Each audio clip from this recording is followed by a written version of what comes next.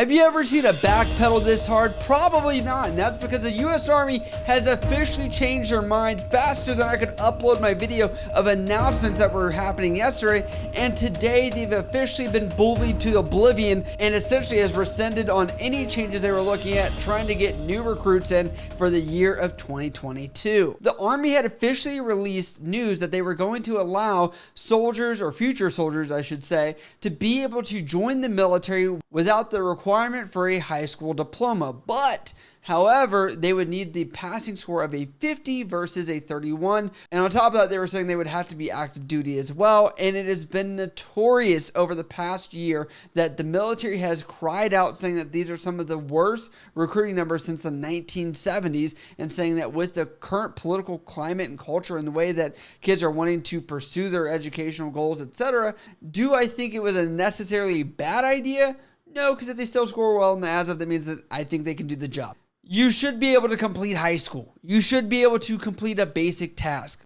The Army Times says less than a week ago it began, Army Recruiting Command had paused a controversial accessions program that allowed prospective soldiers with high qualification test scores to enlist without a high school diploma or equivalency, according to the documents obtained by Army Times and an Army official. Command officials sent out an urgent email Wednesday morning informing recruiters of a change, a source provided to the Army Times. And they said, in quotations, the 111 non-grad NA enlistment program has been suspended. Those who have enlisted are authorized to ship to training, the email said, and any other non-grads projected for enlistment today are authorized to enlist, but all other projection must be canceled immediately. No exceptions are authorized. Now, obviously, this is in response to some of the backlash as people felt like they should have candidates that are joining the military that have at least completed high school, and that's understandable, but I have to say you have to also look back at history. How many times did we see people join without high school diplomas? A lot, especially during the OIF, OEF era, and I know that there were a lot of people that were like, that's my ticket out of high school, but you're still going to end up back at school either way, and it's kind of dumb because you're going to end up going to school. I just want to put that out there. School is inevitable wherever you go, whether it's the military, whether it's college, or whatever else. Just don't do it with a ton of debt is the main thing you're trying to avoid. An Army official speaking on background confirmed the program was suspended, but noted the education waivers are within the service's authorities and could be reinstated in the future. The official said the suspension had, quotations, more to do with ensuring that we set the recruits up for success, rather than perception of a lower standard to join, he says. I think that would have been brought up to begin with. Are we getting a lesser product if we open this pool of applicants to be further out?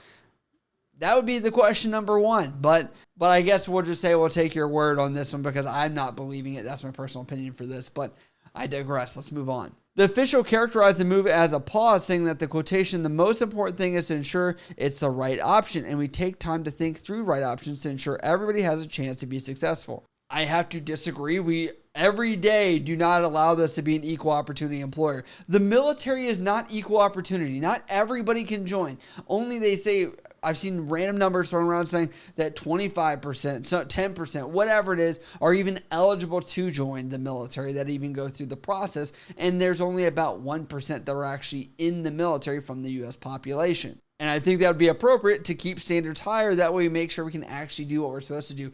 Win wars, baby.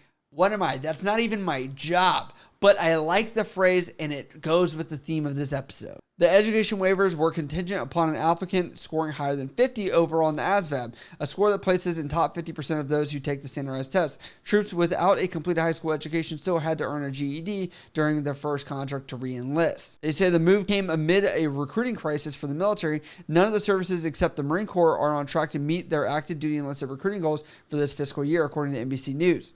I have to commend the Marine Corps. The Marine Corps has done something that no other branch can do, and that is sell. They know how to sell what it means to be a Marine. If it's slaying dragons, if it's fighting in the middle of a desert and people are rushing towards some area, helping out your community, God forbid, whatever else comes out from the recruiting commercials, they have an idea or a pulse on what the 17 to 20-year-old dude wants to do that lives in Alabama, and that fuels that entire recruiting program. They continue to say an Army spokesperson said last week that the service has only met 40% of its enlisted accessions goal this fiscal year, despite a mid-year cut to the Army's end strength target that was intended to ensure the service didn't want to sacrifice quality for quantity. And looking at this, you know, I have to say a lot of people are wanting to join the military. If people can meet the check marks and are going to be successful and maybe turn their life around, awesome. But I feel bad for these people that are out here that probably went to the recruiting station ready to put their pole in the ground and say, I will be the person to go up next. And essentially they were just barred from ever doing that. I will say that I wish that the Army did not fall back on this, because I mean, what's the main point of this? It's to complete the mission. And, you know, if you're already not even meeting goal right now to allow people to come in, it's like, where are those numbers going to come from? Because a lot of people are going to say the quotations woke side of this and appealing to that side of the audience is not allowed for more people to come in. If anything, it's alienated some of the audience that people were typically going to join the military. Whatever the reason for the change, it certainly blindsided hopeful applicants without high school educations who had jumped at the prospect of enlisting when they learned of the waivers. Most were unable to finish enlisting before it ended, but it says on Reddit, one such applicant posted on Reddit sharing how he had quickly obtained new copies of vital documents in order to apply. He scored a 58 on the ASVAB Thursday, he said, but his recruiter was waiting outside the testing room door to inform him the program suspension. And quotation says, I do not believe it will be up again. The user in the program dejected, rip. You're going to see stuff across the spectrum here of people that have success stories, of people that were college or high school dropouts, or people that were actually, you know, on the other side is where they want to retain quality. But I don't think the military has had any real metrics to describe or to annotate in any objective fashion if they got greater quality from people that were actually trained as far as getting their high school diploma versus those that didn't. Rigpa Rangsharling says, I was a high school dropout, bored. My ASVAB scores were off the charts. They told me I could literally pick any MOS I wanted. Worry about completing high school later. Got a degree, defected to the officer ranks, implemented a bunch of cost-saving projects that also improved readiness and saved lives. You just never know. I can't say he's wrong. There's people that think their life may be over, or their chances of success out of high school are their only shot. But there's also people that only peaked in high school, right? And we know that there's that dude that still goes to football games, even though he graduated 3 to 4 years ago.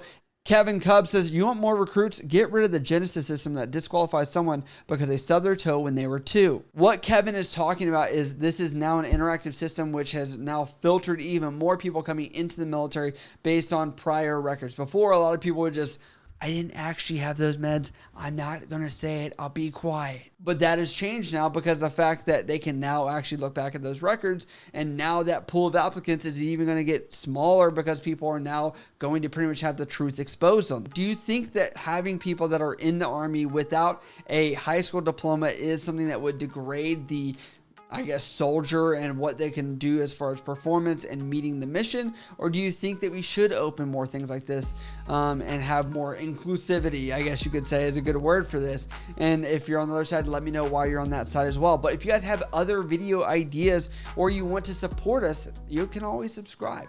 You can always comment. You can always like this video, and it would really help out. I hope I earned your guys' sub today if you have not yet. But if you guys do have those other videos, hit me up on Instagram, Snapchat, Twitter, TikTok, or down in the comments below. I love you guys. I'll see you next time.